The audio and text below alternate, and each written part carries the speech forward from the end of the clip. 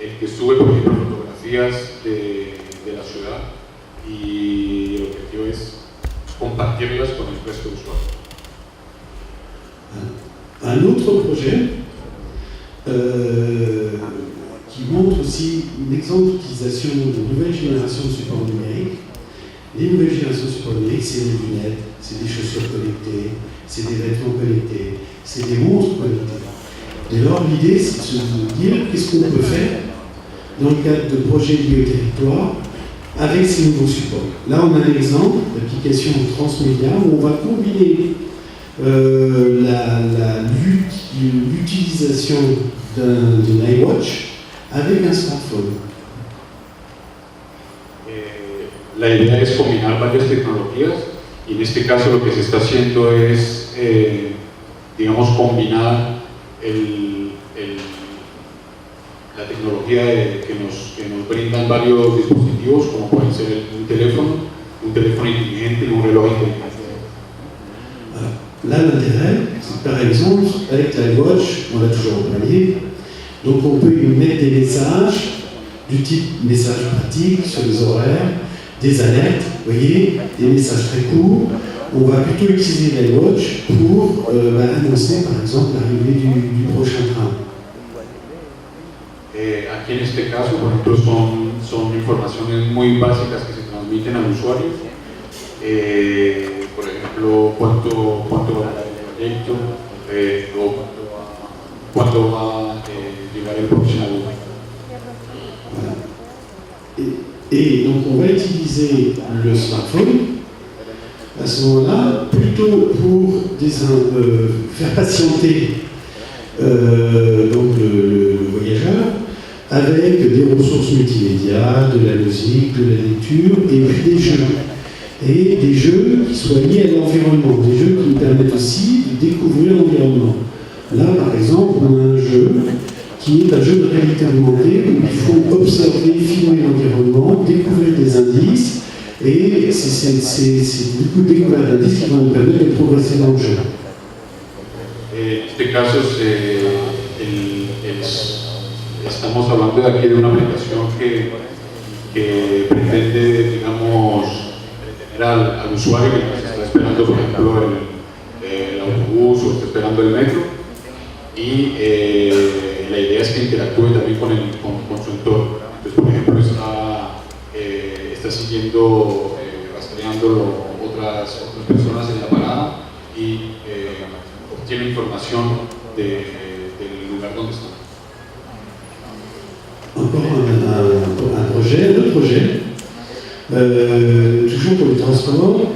Là, l'idée, c'est d'afficher des images sur les murs des tunnels, vous voyez, de tous les murs qui sont le long du passage du train dans les tunnels, selon le même principe que celui du praxinoscope. Vous savez, ce sont ces jouets avant le cinéma, dans lesquels on met des images. L'animation, c'est le principe de l'animation, on a l'image à différents états, c'est proche. Et si on les accélère, ces images, si on regarde le praxinoscope qui est là-haut, au travers de la fente, on voit l'animation se créer. L'idée là, c'est de placer une suite d'images dans le tunnel, et si moi je regarde au travers de la fenêtre du train, eh bien le mouvement du train va animer les images. Donc la fenêtre du train devient un écran de projection. En este caso lo que se está creando son secuencias de imágenes que el usuario percibe desde a bordo de un transporte, por ejemplo a bordo del metro. El metro va avanzando y conforme avanza el metro, las imágenes se mueven y así van formando como una película que puede apreciar el usuario. Allez, un dernier exemple, et encore vous parlez de réalité augmentée, c'est un jeu de réalité augmentée justement qui en fait fait découvrir les monuments de la ville de Saint-Denis, qui est une ville qui est près de Paris, en réalité augmentée. C'est un jeu dans lequel on va donc avoir des indices qui sont associés à des monuments, et il faut parcourir la ville pour avoir ces indices, et puis à travers de ces indices on voit aussi découvrir des éléments, des pages d'histoire de la ville de Saint-Denis. Esto es un juego que se le propone al usuario que permite digamos, recuperar fragmentos de historia por indicios. Entonces se le proporciona indicios al usuario y los va recolectando, y a medida que lo recolecta se entera de aspectos de la historia de la ciudad. Donc, ce qu'on voit dans toutes ces applications, c'est une approche transmédia, c'est des applications qui vont être, dont le contenu va être associé, va être contextualisé en fonction du lieu dans lequel on est, en fonction de qui on est, voyez, en fonction éventuellement aussi de nos relations sociales, voilà. Et une des technologies qui est le plus avancée dans ce domaine, c'est la réalité augmentée. Todas estas aplicaciones, estos juegos son contextualizadas, es decir, que depende del usuario, depende del lugar donde uno se encuentra, y la idea es ofrecer algo personalizado. Alors voilà des exemples d'applications de réalité augmentée. Ce qui est le principe de la réalité augmentée, c'est bien d'amener l'information directement dans notre vision du réel, dans le réel. C'est-à-dire qu'on vient superposer l'information à notre environnement réel. En fait, tout notre environnement devient un support d'information et de communication. Con la realidad aumentada se están introduciendo elementos virtuales dentro de un entorno tangible.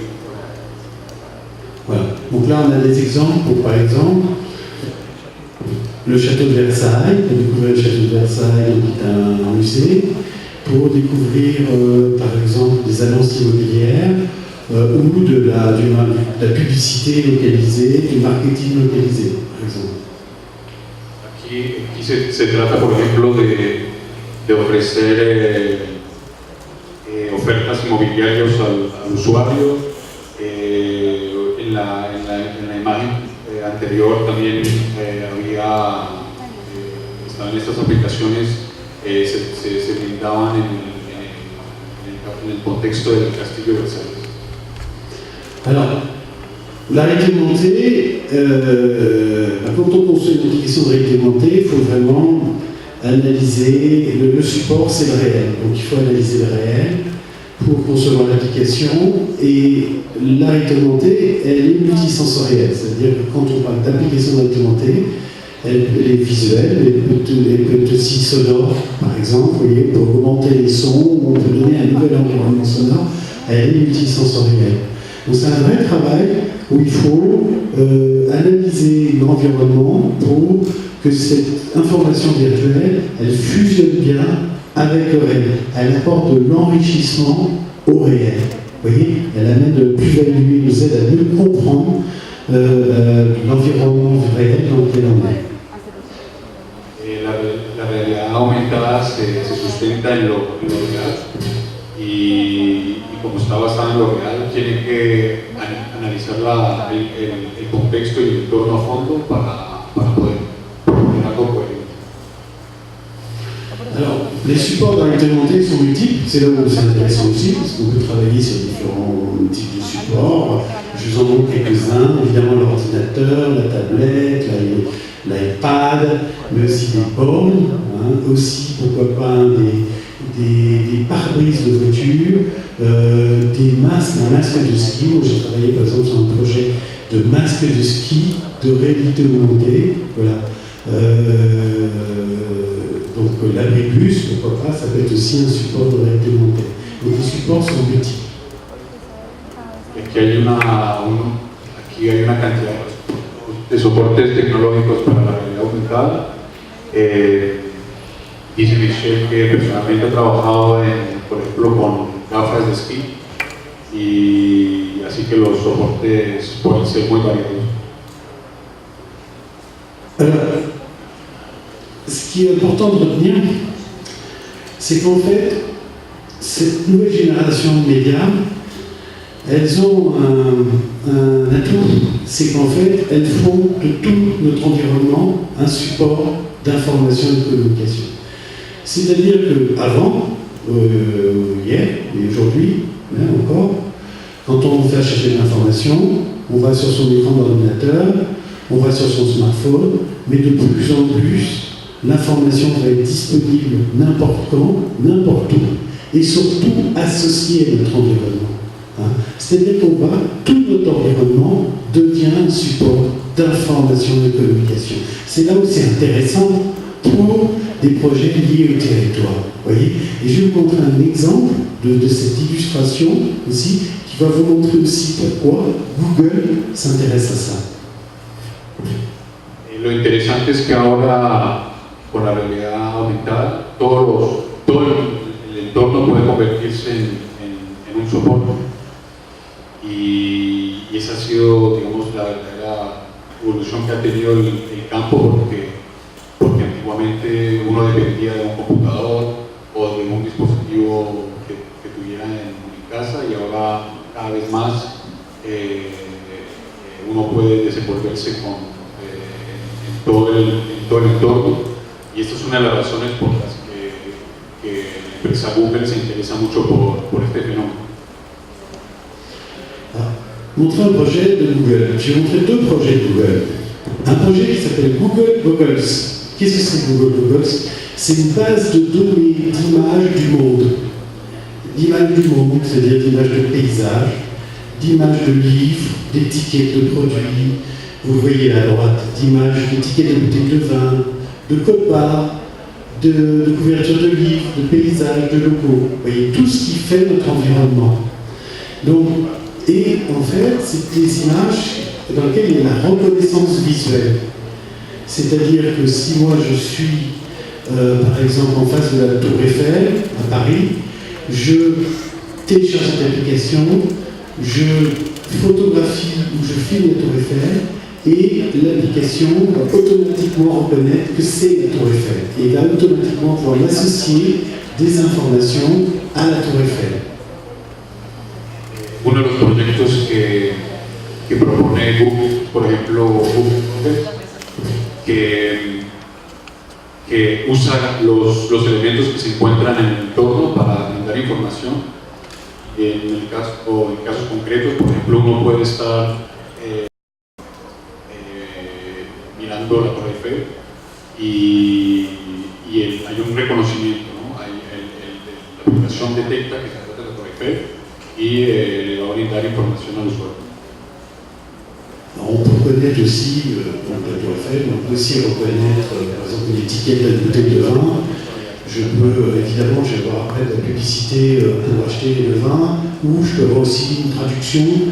Si je suis chinois, par exemple, et que je ne comprends pas l'étiquette, je peux avoir une traduction automatique. On peut aussi reconnaître des faciès, c'est-à-dire si on a la photo de la personne dans l'application, on peut reconnaître aussi qui est la personne. ¿Sí? Y este tipo de tecnologías también tienen aplicaciones para publicidad, porque por ejemplo uno puede, la aplicación puede reconocer la etiqueta de un vino, o puede, por ejemplo, proponer servicios de traducción en caso de que el usuario se encuentre ante un texto chino, le puede llegar publicidad para traducciones, etc. Alors, si on associe l'application Google Goggles et le projet que vous avez certainement entendu parler, qui est les Google Glass, des lunettes de réalité augmentée, eh bien ça veut dire quoi? Ça veut dire qu'avec mes Google Glass, n'importe où je suis, eh bien je regarde un monument, je regarde un produit, je regarde une personne, eh bien je peux avoir des informations associées à tout notre environnement. C'est ça, ça veut dire. Et quand on a dit ça, on comprend bien l'intérêt de Google. C'est-à-dire que Google, là où on a de l'information de Google sur notre ordinateur, avec les nouvelles technologies, on a de l'information de Google et du marketing Google partout. Voilà. Una de las grandes aplicaciones también que tiene Google son las Google Glass, que son unas gafas de realidad aumentada que permiten transmitir información también al usuario, reconociendo, por ejemplo, reconoce los rostros de las personas, o puede también, como se decía antes, brindar información que sea relacionada con publicidad. Y digamos, esta es la razón por la que Google se interesa tanto por este tipo de tecnología. Je vais vous montrer un autre projet, c'est un projet pour lequel j'étais coordinateur scientifique. C'est un projet qui montre une utilité, donc qui était la première expérimentation publique de lunettes de réalité augmentée, c'était en 2009. C'était pour un musée à Paris qui s'appelle le musée des sciences, qui s'appelle la Cité des sciences. Este ha sido uno de los primeros proyectos relacionados con gafas de realidad aumentada y se llevó a cabo en la Cité des sciences en Paris. Alors là, en fait, c'est une lunette, donc on a un petit projecteur qui vient projeter une image virtuelle sur un verre, et on a une caméra embarquée qui vient analyser le champ de vision pour un dispositif d'exposition, en fait, où on venait enrichir ce qu'on voyait, et en plus avec une interaction gestuelle où on peut avec la main aller activer des menus qu'on voit s'afficher en virtuel dans le champ de vision. En este caso, el usuario podría interactuar con el por medio de las gafas. Por ejemplo, podía mover cosas con la mano o veía elementos que se integraban a la tecnología. On vient au territoire, maintenant je vais vous montrer les projets liés au territoire augmenté.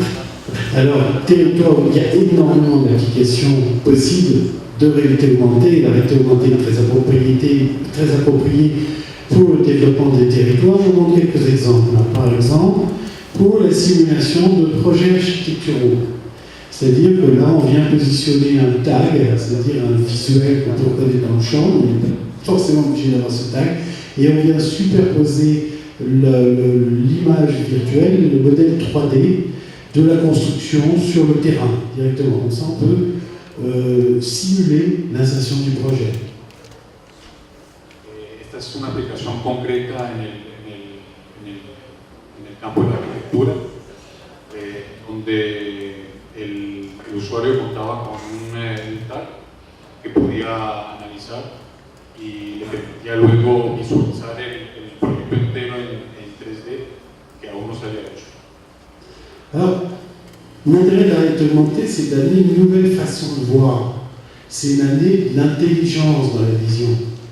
Donc, c'est pas forcément de désigner ce qu'on voit déjà, c'est de plus en dire plus, vous voyez. Donc, par exemple, un projet donc, qui vous permet de voir dans le futur, mais vous avez aussi une application mobile qu'on voit qui vous permet de voir dans le passé, pour découvrir la ville, comment elle était dans le passé. Et vous avez en dessous une application en bas à droite qui vous permet de voir l'invisible, de voir au travers. On peut voir les canalisations de tous les réseaux qui aménagent la ville. Vous voyez, la réalité augmentée, c'est aussi une nouvelle façon de voir. La realidad aumentada también permite visualizar cosas nuevas y no solamente proyecciones en el futuro, sino que también permite visualizar lo que se había hecho en el pasado y asimismo en algunas aplicaciones permiten ver, por ejemplo, a través de ciertas estructuras para ver canalizaciones, este tipo de aplicaciones. Alors, regardez, par exemple, dans la culture, c'est peut être très intéressant. Parce que dans la culture, ça peut nous amener, vous voyez, cette nouvelle façon de voir, cet enrichissement visuel peut nous amener justement une visualisation, de compréhension de monuments qui sont disparus, vous voyez, ou de voir au travers d'une peinture, par exemple, de voir le travail de l'artiste, ou là, dans le cas présent, je vous montre des exemples qui sont assez anciens, pour vous montrer aussi que la réalité augmentée date à recul à peu près d'une quinzaine d'années. Et on a par exemple là un projet pour découvrir un temple grec disparu, donc on simule l'insertion, insérant de monnaie virtuelle. On a aussi en dessous Pompéi. Pompéi, c'est passionnant parce que Pompéi, on peut voir des fresques, des bâtiments qui sont disparus, on peut même une civilisation, on a même une civilisation de personnages virtuels qui se déplacent dans la ville de Pompéi. En estos ejemplos se trata de visualizar estructuras que ya no existen, que estaban y, por ejemplo, permite visualizar un templo griego, o en la imagen de abajo una antigua civilización en Pompeya, pinturas que han sido borradas, pero que se pueden restituir con la realidad aumentada. Alors, d'autres applications plus récentes aussi, par exemple pour découvrir le château de Versailles à côté de Paris, voilà les jardins du château, pour par exemple dans un musée d'histoire naturelle voir un dinosaure en chair et en os, voilà par exemple se représenter le dinosaure tel qu'il était et pas uniquement voir le squelette du dinosaure, pour par exemple voir un décor disparu dans un cabinet d'un château. À droite, on peut voir en bas finalement les tapisseries, le mobilier, tout ce qui est disparu aujourd'hui, vous voyez. Donc on peut amener de la culture, de l'intelligence dans le regard avec ces applications. Estas aplicaciones tienen también la capacidad de brindar elementos culturales. Por ejemplo, en un museo el usuario puede, al observar el esqueleto de un dinosaurio, puede luego representárselo como si fuera vivo. En otros casos, los tags permiten interactuar para recrear, digamos, un ambiente con los muebles que se encontraban en el pasado, ¿no? Autre application, par exemple, pour les bibliothèques.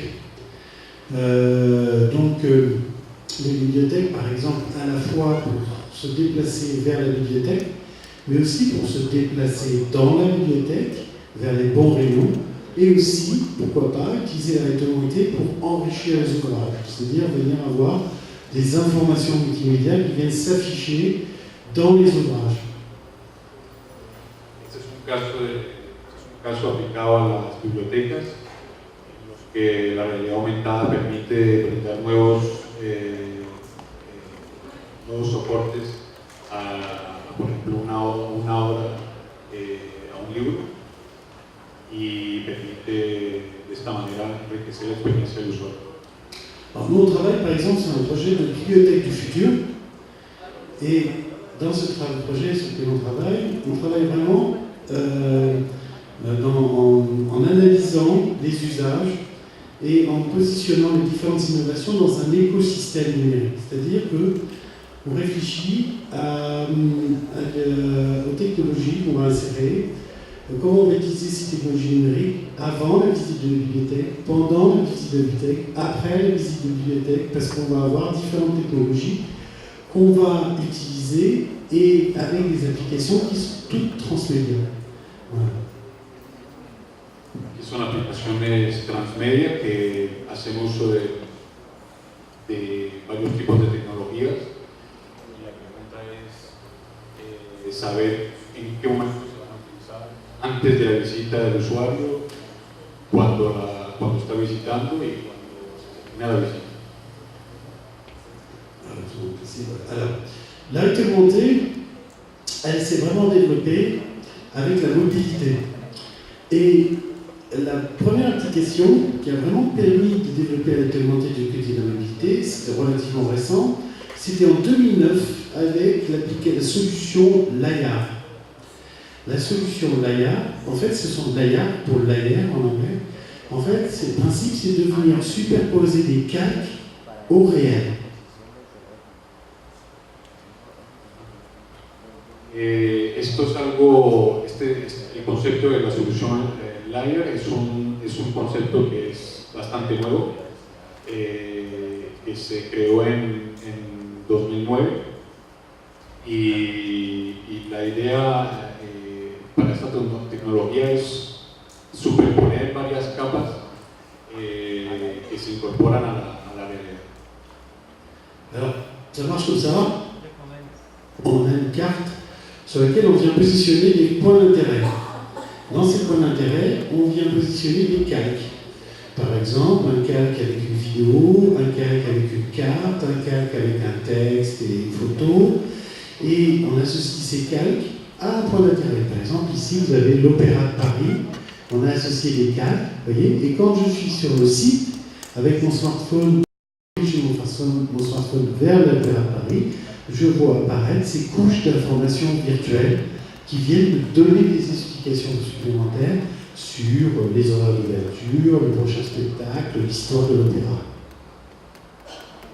Aquí lo que se está haciendo es superponer varios tags y al momento de consultarlos el usuario recupera información. Alors, ça a permis de développer une multitude d'applications en réalité augmentée. C'est la réalité augmentée évidemment très adaptée à la mobilité. Et dans ces applications, on a beaucoup d'applications touristiques pour découvrir des villes, par exemple, ou des applications immobilières, voilà, découvrir la ville de Rotterdam, par exemple, avec beaucoup de fonctionnalités de personnalisation, parce que ça c'est important. C'est-à-dire que moi je vais choisir les informations que je veux voir s'afficher. Est-ce que c'est des informations touristiques, marketing, je vais choisir quel type d'informations je vais voir s'afficher. Donc je personnalise et ensuite l'application va enrichir mon environnement avec les informations complémentaires que j'ai décidé de voir afficher en réalité augmentée. Siempre siguiendo con la idea de descubrir la realidad aumentada, lo que pretende es ofrecer unas informaciones personalizadas que desea el usuario y así poder orientar, digamos, la búsqueda que él quiere hacer. Voilà, donc on a une multitude d'applications pour découvrir les musées, les monuments, le chaîne de montagne par exemple, découvrir après beaucoup d'applications touristiques. Voilà. Je décide de voir les restaurants, les hébergements, les lieux culturels autour de moi. Voilà. Por ejemplo, se le puede proponer al usuario restaurantes, centros de interés cultural y por supuesto lo que se trata es siempre de que sea una información personalizada. Donc on voit bien, on a beaucoup d'applications personnalisation, contextualisation, socialisation, et comme on peut amener de la socialisation entre guillemets avec la réalité augmentée, soit parce qu'on va géolocaliser les amis qui sont autour du site dans lequel on est, voilà, soit parce qu'on va faire de la reconnaissance faciale, évidemment, avec l'autorisation des individus, des personnes qu'on va reconnaître. Mais si moi, j'ai votre photo dans mon application, je peux faire de la reconnaissance faciale aussi, bien avoir des informations complémentaires qui s'affichent, votre compte Facebook par exemple, votre nom, prénom, parce que non seulement je peux reconnaître des paysages, mais aussi, si j'ai la photo de la personne, je peux reconnaître des visages. En este caso concreto, no solamente puede uno conseguir información. No solamente puede uno conseguir información sobre monumentos o el paisaje, sino que también se pueden recolectar datos sobre personas y por ejemplo puedo conseguir información relacionada con la cuenta de Facebook de la persona o cualquier otra información. Je vais vous montrer, pour finir, une application vraiment qui a été développée par une ville qui est la ville de Bordeaux, qui est une grande ville en France. Et elle est intéressante cette application parce qu'elle vous montre un bon éventail, voyez, de possibilités, de fonctionnalités, de types d'informations et de services que peut amener la réglementé par rapport à des problématiques qui sont celles d'une ville, vous voyez, d'une communication territoriale. Y aquí se está manejando una aplicación con otra ciudad de Francia, que es Bordeaux, y en este caso brinda información que está relacionada directamente con la ciudad, ya sean aplicado a los servicios públicos, a parqueaderos, etc. Alors, par exemple, là, on va trouver dans cette application des informations pratiques, évidemment, c'est-à-dire qu'en fonction de là où vous êtes, vous allez avoir des informations pratiques sur des informations touristiques et des informations pratiques, des informations touristiques sur les monuments, sur les grands sites de la ville, et vous allez avoir des informations pratiques, par exemple, sur l'arrêt de bus, sur les horaires d'ouverture de la mairie, voilà, sur les emplacements handicapés, par exemple. Donc là, on a des informations, d'accord, touristiques et pratiques qu'on peut trouver dans cette application. Ahí existe toda clase de información para este tipo de aplicaciones, no solamente digamos, relacionadas con la ciudad, sino también información práctica, como pueden ser la ubicación de un parqueadero, de zonas para personas con movilidad reducida, ese tipo de información.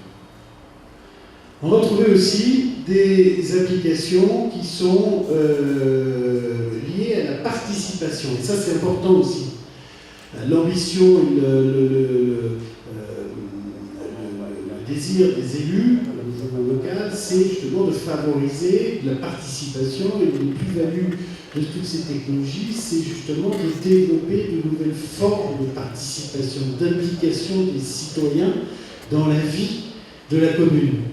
Et là, on a deux exemples, justement, où on va solliciter la participation, l'adhésion des citoyens à alors soit par exemple vous avez deux applications, deux fonctionnalités qui sont proposées. La première c'est SOS voirie, c'est pour signaler si par exemple il y a des problèmes sur la voirie, bien vous avez tout à chacun des habitants de la ville peut signaler un problème, vous voyez, peut faire une suggestion, peut signaler un danger. Et l'autre fonctionnalité, c'est démocratie participative pour présenter un projet d'aménagement, c'est-à-dire qu'on a un projet d'aménagement, on va simuler, présenter le projet d'aménagement sur le site et demander l'avis des citoyens sur ce projet d'aménagement. Ça, c'est une autre dimension qui est importante, la dimension participative, interactive. Aquí la idea es que participe es involucrar al ciudadano, que participe en el desarrollo de la ciudad. En el primer ejemplo, por ejemplo, puede señalar problemas en la vía, si hay algún peligro para que se atienda. Y en la imagen de abajo,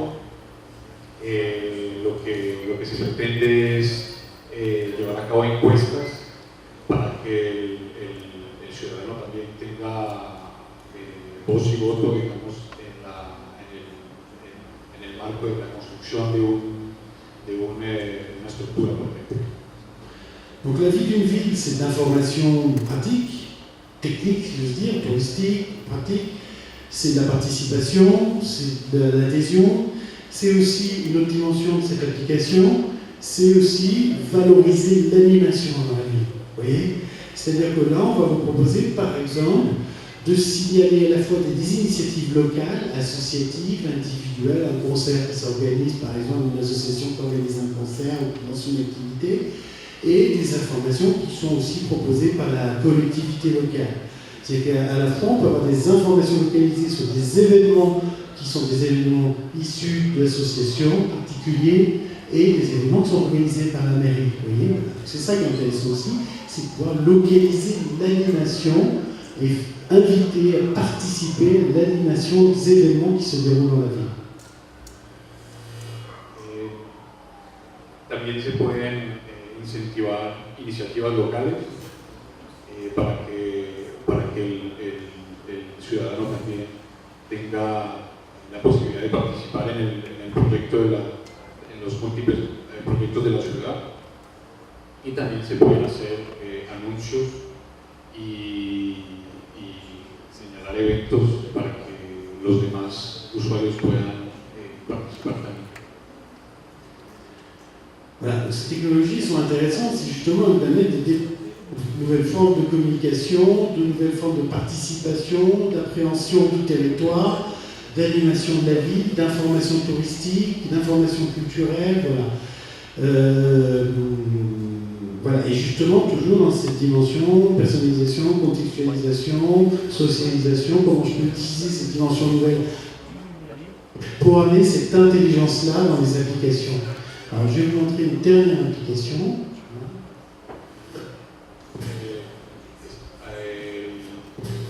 Esto es un ejemplo concreto de lo que puede ser de lo que pueden hacer los usuarios creando contenido personnalisado. Voilà, une dernière application qui est toujours Bordeaux, mais là on n'est plus sur un smartphone, on est sur une tablette qui a des capacités de calcul supérieures. Et donc là on a fait une petite application, de découverte de l'histoire culturelle de Bordeaux. Et on a, je vous ai dit tout à l'heure, la réalité augmentée et multisensorielle. Là, on a, par exemple, une augmentation. On peut non seulement voir la ville de Bordeaux telle qu'elle était avant, avec des contenus, des modèles 3D de la ville qui sont insérés, qui sont superposés au décor réel, mais on peut aussi, par exemple, avoir une ambiance sonore médiévale qui évoque le marché ou la ville marché, vous voyez, par exemple, à l'époque. Aquí lo que se está haciendo es una aplicación de realidad aumentada usando una tableta y la idea es descubrir la historia de la ciudad recreando entornos que existían en la antigüedad y puede ser también por ejemplo audio, recrear por ejemplo el ambiente que se desprendía de un mercado en la época. On va pouvoir aussi, par exemple, voir au travers. On peut voir au travers des murailles, de monuments. On peut voir au travers aussi, vous voyez, on peut voir dans le passé. On peut voir au travers. On peut avoir une ambiance sonore. Voilà. C'est toutes ces dimensions-là qui sont intéressantes à développer justement pour amener de l'intelligence dans la vision, pour nous permettre de comprendre le lieu, la culture du lieu dans lequel on est. Voilà. C'est en jouant sur cette dimension nouvelle qu'on peut amener de la plus-value, vous voyez, sur la compréhension de l'environnement dans lequel on est. El valor agregado, digamos, de esta tecnología es aportar nuevos elementos culturales y permiten descubrir también la historia y mediante esta tecnología inteligente. Voilà, alors pour finir, bon, ce qui est passionnant dans tout ça, on l'a vu, c'est qu'on voit aujourd'hui qu'on a un foisonnement de technologies nouvelles qui arrivent, qui sont à la fois avancées, qui permettent de développer des fonctionnalités nouvelles, qui permettent aussi de penser aussi les solutions innovantes qu'on développe dans le cadre d'un écosystème, voyez, qui suppose aussi, tout à l'heure Renan parlait d'hybridation, c'est-à-dire comment j'hybride le réel et le virtuel, comment j'analyse l'environnement dans lequel je suis, les besoins auxquels je suis confronté pour en tenir compte et développer des solutions qui amènent du sens et qui apportent de l'innovation. C'est ça qui est intéressant aujourd'hui. Aquí para concluir, lo interesante es la combinación de todas estas tecnologías para brindar digamos una estructura inteligente que permita digamos potenciar varios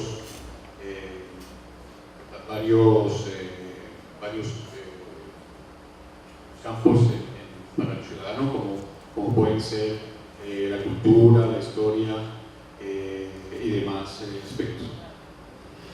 Alors on a encore... il y a beaucoup d'enjeux pour cette technologie-là. Bien sûr, il y a des enjeux technologiques parce qu'il faut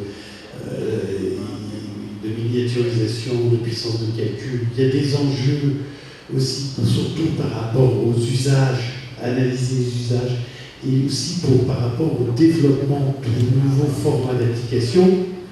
Et c'est là où c'est intéressant pour les designers, c'est-à-dire que si on fait des applications pour des lunettes de réalité augmentée, c'est une autre interface, c'est une autre interactivité, c'est une autre ergonomie, il faut tout inventer. Voilà. Donc là, il y a un enjeu créatif qui est très fort, à la fois en termes évidemment d'analyse d'usage, mais aussi en termes de design, de conception, vous voyez, des applications avec tous ces paramètres. Hay desafíos tecnológicos creativos muy fuertes porque para crear este tipo de tecnología intervienen muchas variables y por supuesto se necesitan que varias tecnologías se usen conjuntamente para llegar al objetivo de ser.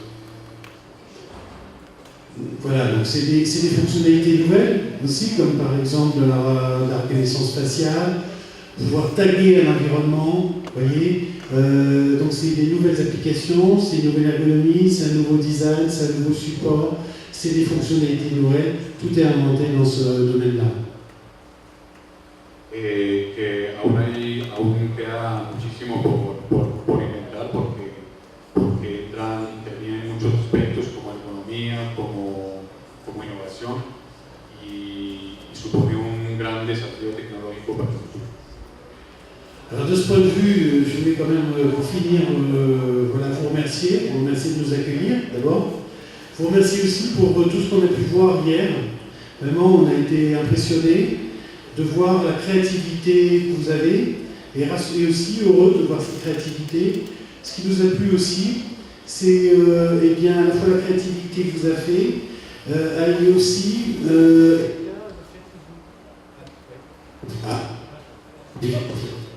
la créativité et le fait de travailler aussi sur plusieurs supports. Vous voyez, c'est de travailler sur plusieurs supports, c'est de travailler sur des sujets qui sont très divers, c'est d'avoir une grande créativité, parce que la créativité, elle n'a pas de frontières. Elle n'a pas de frontières physiques. Et surtout aujourd'hui, avec tout ce qu'on a vu, avec toutes les nouvelles technologies qui arrivent, avec toutes les problématiques avec lesquelles on est confronté aujourd'hui, si on veut avancer, il faut faire ce qu'on vous faites aussi, et ce qu'on essaye de faire, c'est-à-dire de travailler vraiment de manière transversale sur plusieurs sujets. Vous voyez, voilà, c'est comme ça qu'on avancera dans la création et l'innovation numérique. Para concluir, también quería agradecer mucho haberlos recibido aquí y quería también felicitarlos por las presentaciones que han visto, han quedado muy impresionados. Uno de los aspectos que más les ha gustado es el aspecto creativo que han tenido ustedes en su proyecto y mezclan también muchos soportes que permiten luego superar fronteras y avanzar con esta tecnología. Voilà. Je vous remercie et puis j'espère que cette première rencontre sera le point de départ d'autres projets avec vous. Ce sera avec plaisir en tout cas. Voilà. Merci à vous. Au revoir. Muchas gracias.